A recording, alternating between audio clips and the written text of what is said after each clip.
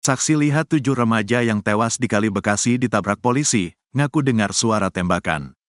Kasus 7 remaja yang ditemukan tewas di Kali Bekasi, Jatiasih, Kota Bekasi, Jawa Barat rupanya turut menyita perhatian Komisi Nasional Hak Asasi Manusia, Komnas HAM.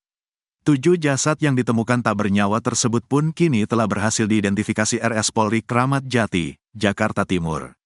Meski ketujuh korban tewas tersebut sudah dimakamkan, namun kasusnya dianggap belum tuntas.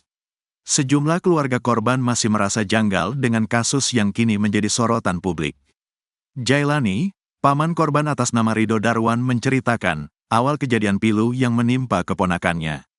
Pada Jumat, 20/9, kata Jailani, malam Ridho pamit hendak berkemah dengan sejumlah teman-temannya.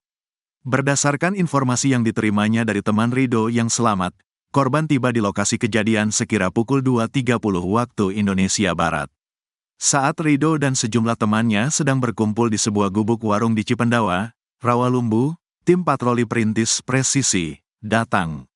Bahkan, polisi yang bertugas pada malam itu juga diduga menabrak mereka, korban. Korban itu tahu-tahu dari belakang ditabrak sama salah satu personil tim perintis dengan sepeda motornya, ucapnya dikutip tribunnewsbogor.com, Minggu, tanggal 29 September tahun 2024. Karena panik, ini korban almarhum bersama temannya langsung turun menyusuri kali, kata Jailani. Pada saat itu posisi almarhum Ridho ini sama temannya nyebur berdua-dua.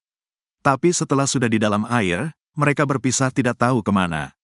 Yang pasti, teman korban ini selamat, jelasnya. Tak hanya itu, Jailani juga memaparkan bahwa ada saksi yang mengatakan mendengar suara tembakan. Suara tembakan itu terdengar sebanyak 2 kali hingga disebut membuat sekelompok remaja panik hingga menceburkan diri ke Kali Bekasi. Melihat kasus janggal tersebut, Jailani menduga jika polisi yang bertugas pada hari itu telah melanggar etik. Kalau saya sih menduga, dalam melakukan patroli ini tim perintis ada pelanggaran etik dan pelanggaran SOP, bebernya. Kalau memang itu tawuran, ya kita maklumin polisi melepas tembakan atau apalah untuk mengurai atau untuk mencegah, enggak masalah.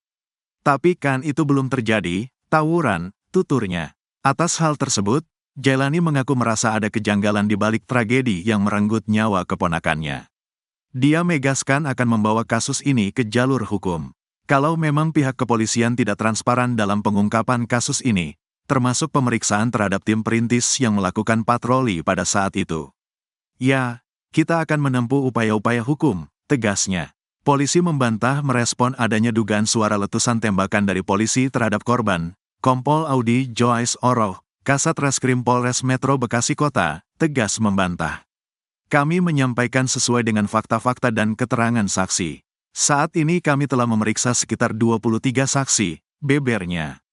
Dari 23 saksi yang berada di TKP, tidak ada satupun yang mendengar suara letusan tembakan, sambungnya. Kami juga mencari saksi-saksi lain yang memiliki keterangan lain, jelas Audi.